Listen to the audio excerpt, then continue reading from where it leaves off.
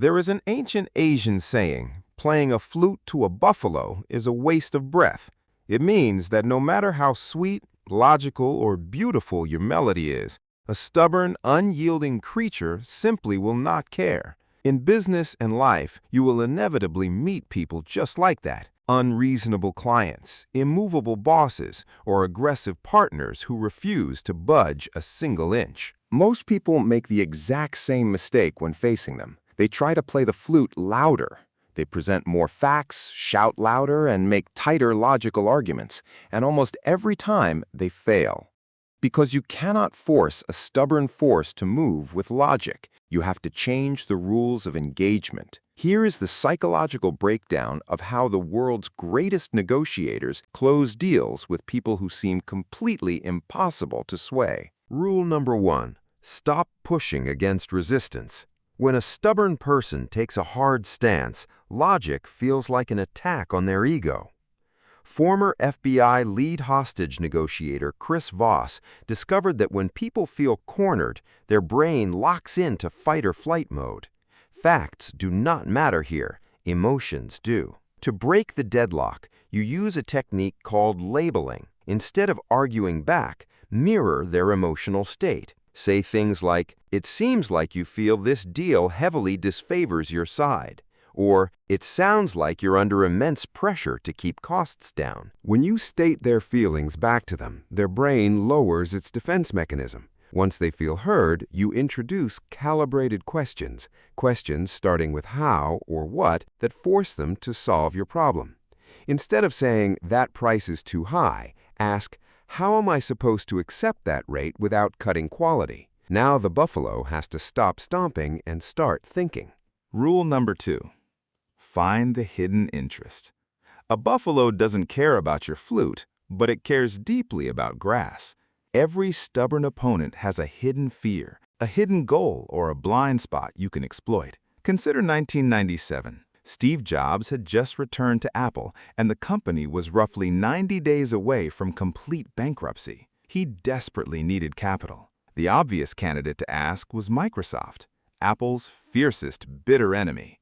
Bill Gates held all the cards. On paper, Microsoft had zero financial reason to keep Apple alive. So Jobs didn't sell Gates on Apple's potential or make an emotional plea.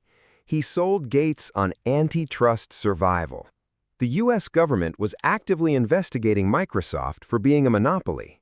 If Apple died, Microsoft would be the only giant left standing, making a government breakup guaranteed. Jobs offered Gates a shield. By keeping Apple alive, Microsoft proved the market had competition. Gates invested $150 million immediately. Always ask yourself, what is my opponent secretly afraid of losing? Build your bridge right over that fear. Rule number 3. Master the loss frame. Behavioral economics shows us that human beings are twice as motivated to avoid a loss as they are to seek an equal gain. Psychologists call this loss aversion. When negotiating with an unyielding person, telling them what they stand to win rarely works. They are too risk-averse or stubborn to care. Instead, highlight what they stand to lose if no deal is made. If you are selling a service to a traditional business owner who refuses to modernize, do not say,